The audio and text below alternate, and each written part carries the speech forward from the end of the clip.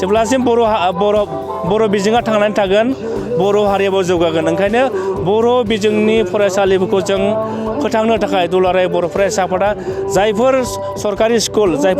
स्कुलाव बर' बिजोंनि सरकारि स्कुल दासिमबो बेफोराव थोजासे फोरोंगिरि गैया, थोजासे फरायसा गैया, बेखौ जोङो मावफुंनो थाखाय दुलाराय बर' फरायसा आफादा जोङो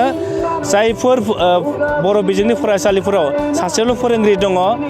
बेवहाय जों मा खालामदों दुलाराय बर' फरायसा आफादा आसाम नाङैनो 1000 फोरोंगिरि थिसननो थाखाय जों मोनसे हाबाफारि लादों आरो जों मिथिनायाव जोंनि जिल्लाफोरा जोंनि दखरा आफादफोरा बेखौ मावबाय थादों। आथिखाल जे 300नि बांसिन दुलाराय बर' फरायसा आफादनि बानजायनायाव जोङो बेसेन नाङै फोरोंगिरिखौ जों थिसननो हादों आरो जोंनि बे जि मिशन जोंनि मावथांखिया सोलिबाय थागोन आरो जों आसाम सरकारखौ जों खावलायदों, आसामनि गिबि मन्थ्रिखौ जों खावलायदों, सोलोंथाइ बिफाननि मन्थ्रिखौ जों खावलायदों जे बर' बिजोंनि फरायसालिफोराव थाबैनो जायफोराव फोरोंगिरि सासेल' दङ बेवहाय नांगौ बायदि फोरोंगिरि थिसननो थाखाय जों खावलायदों आरो जेब्लासिम बर' बिजोङा थांनानै थागोन बर' हारियाबो जौगागोन। ओंखायनो बर' बिजोंनि फरायसालिफोरखौ जों फोथांनो थाखाय दुलाराय बर' फरायसा आफादा जायफोर सरकारि स्कुलाव बर' बिजोंनि सरकारि स्कुल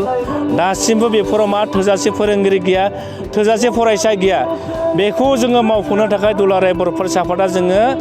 जायफोर बर' बिजोंनि फरायसालिफोराव सासेल' फोरोंगिरि दङ बेवहाय जों मा खालामदों दुलाराय बर' फरायसा आफादा आसाम नाङैनो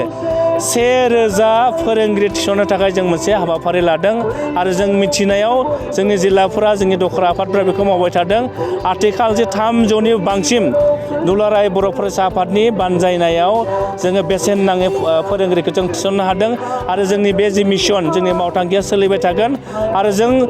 आसाम सरकारखौ जों खावलायदों, आसामनि गिबि मन्थ्रिखौ जों खावलायदों, सोलोंथाइ बिफाननि मन्थ्रिखौ जों खावलायदों जे बर' बिजोंनि फरायसालिफोराव थाबैनो जायफोराव फोरोंगिरि सासेल' दङ बेवहाय नांगौ बायदि फोरोंगिरि थिसननो थाखाय जों खावलायदों।